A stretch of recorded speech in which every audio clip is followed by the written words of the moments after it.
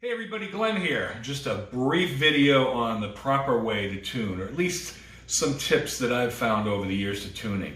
Because nothing drives me crazier than an out-of-tune instrument. Now, let me just be clear about it. On a Stratocaster style guitar, in this case, this is a Paul Reed Smith John Mayer Silver Sky.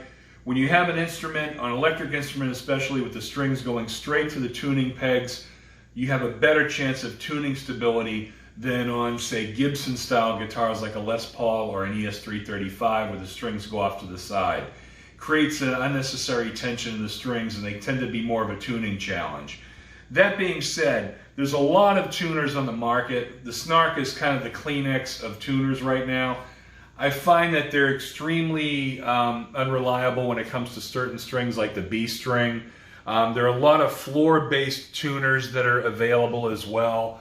I tend to like Polytunes. They have a clip-on as well as a floor-based model. So one of my tips for tuning is, and I'm basically going to be tuning through a pedal that I have, is you want to tune from the bottom up. So if I'm looking at this is flat right now. This E is going to come right into tune.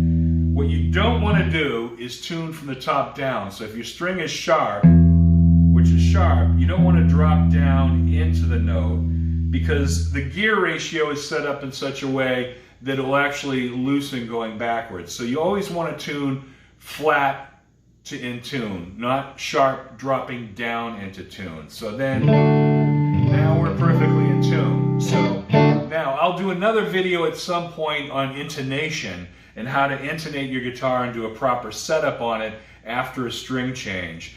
But you always want to tune each string and make sure and check your strings tuning every time you play. That way it avoids being out of tune and you don't have to always have to tune up right before everything.